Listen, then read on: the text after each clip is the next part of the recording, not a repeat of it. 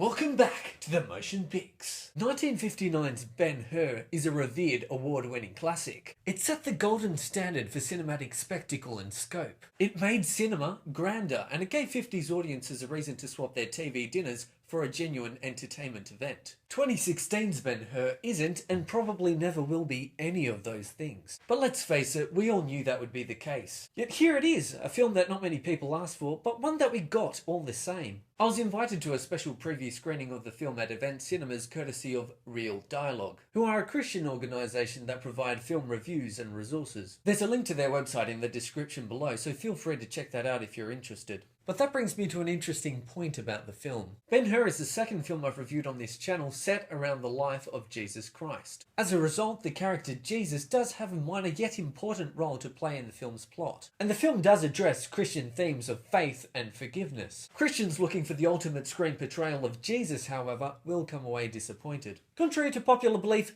Hollywood isn't actually made up of Bible Belt conservatives. I know, shock horror, right? This actually makes it hard for films containing Christian messages to come off as more than simplistic. But battling the critique of the hackneyed phrase preaching to the converted is the fact that the film works as a solid platform for discussion about Christ and his importance. I also appreciated that the character of Jesus' physical appearance wasn't particularly noteworthy, which is in keeping with the biblical description. And just as Christ isn't physically presented as larger than life, neither is this film. In fact, there's an almost ironic approach to the filmmaking here. Ben-Hur 2016 doesn't strive for bigger than Ben-Hur. It does quite the opposite. Trumpet fanfare is nowhere to be heard. Grandiose extreme wide shots on 65mm film are replaced with handheld close-ups. It's quite down to earth and somewhat visceral. I'd go as far as to say that it's admirably non-ambitious. In contrast with the 3.5-hour epic, this leaner adaptation aims to be a lot faster paced. With shorter takes and faster edits, the film loses some of the weight of certain scenes. Yet it also gets rid of some of the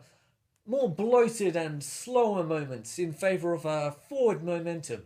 The narrative itself unfolds differently to the Charlton Heston version. It's still the story of Judah Ben-Hur, a man falsely accused of rebellion against Rome, who becomes a revenant with plans of revenge after escaping a hellish maritime prison. In other words, the Count of Monte Cristo set in biblical times. However, this time around the film removes certain characters and events in favour of focusing more on the central players. They provide them with backstories and further interactions with each other so that we get to know them better and understand their motivations. Also, the villain of the piece is made more sympathetic, and his transition from friend to foe is perhaps more natural than in the original.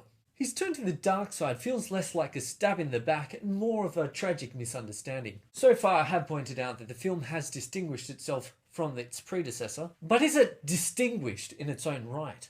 I guess a lot of that comes down to your own expectations. If your hopes are set on a mind-blowing spectacle that rivals its own namesake, you'll be sorely disappointed. But that's clearly not what they were going for here. I mean, they hired the director of Abraham Lincoln Vampire Hunter. There's only so much you can expect. That said, Russian director Timur Bekmambetov, and I'm really sorry if I butchered his name, has crafted some very competent and visceral sequences that place you within the action and keep you at the edge of your seat. Look, it's clear that it pales in comparison with the classic, but 2016's Ben-Hur was still my cup of tea. It's a mild recommendation. The film wasn't brilliant, but it was competent. It was decent. The critics aren't going to be singing high praises about this one, and to be honest, they might even pan it. But if you want to see the film, by all means, go see the film. There's some pretty decent stuff in there. Also, those of you expecting for me to release my top 7 films of all time, that one is still coming, so keep your eyes peeled. Actually, don't peel your eyes, that's kind of gross. Keep your eyes out, but within your sockets, you know what I mean. And as always, if you enjoyed this video, please hit like and hit subscribe for the full Motion Picks experience. Till next time.